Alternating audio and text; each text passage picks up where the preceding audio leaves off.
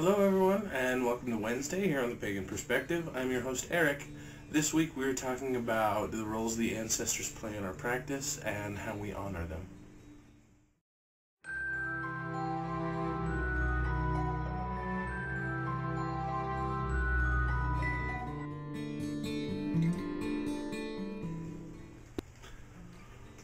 Well, the way I honor the ancestors is really similar to the same things a lot of other people do.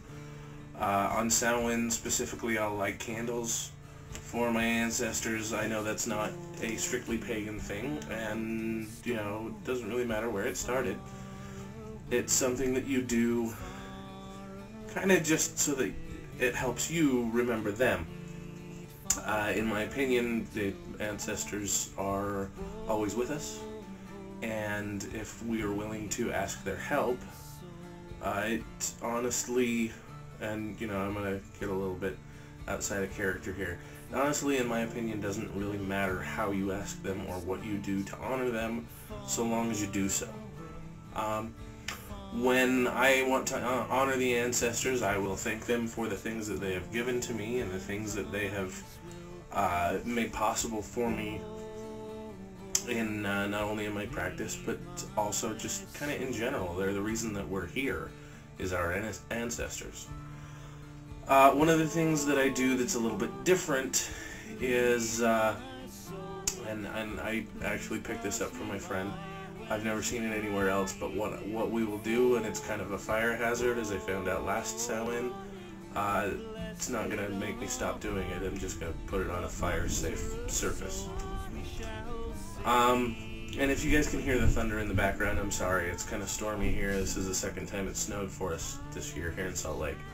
At any rate, what I like to do for Samhain, specifically for the ancestors and the loved ones that have passed on, is if anybody has passed on recently, like between last Samhain and this, I'll actually put a candle in a votive for them, and I will light that and set it on my altar space. And usually we use a much bigger altar than the one I've got here behind me. We use, well, oftentimes we'll do the kitchen table, which is, one of the big type banquet tables, and we'll put the leaves in and all that other fun stuff. At any rate, what I like to do is I like to just use tea lights in the little metal rings. I don't need anything more fancy than that most of the time. Like I said, if they just passed within the last year, I'll put it in a votive, and that can make them stand out. But then what I like to do is I like to take a single tea light candle, just in the little metal cup that it comes in, and lay them out in a chain. And, I light this candle for this person who has passed on. I light this candle for this person who has passed on.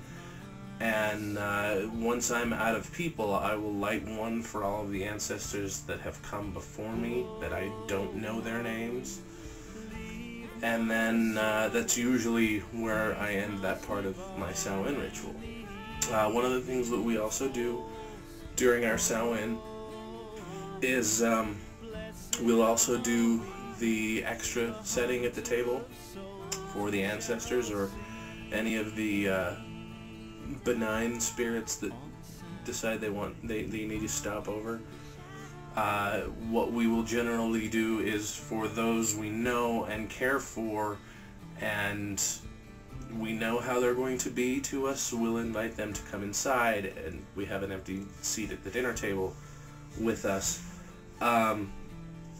The other is we actually very occasionally do both, but we'll do the empty seat at the table with the rest of us who are actually eating, and we will do one outside for those that we feel may need, shelter and food on their way to the next life, but we don't know them well enough to invite them inside, so we actually set a plate also outside in the yard. And when all is said and done and the next morning comes, we return that to the earth and actually bury it in the backyard. I've got a couple of crazy looks from the neighbors, but that's neither here nor there.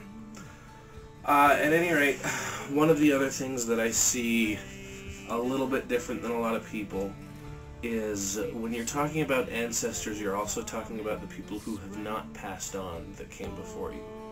So we're talking about your parents, and if they're still alive, then you should definitely do something to honor them at Samhain as well.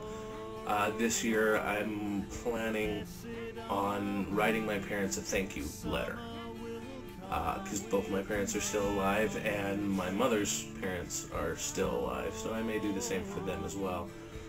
But honoring the ancestors is not necessarily just about the ancient ones, the ones that have already gone.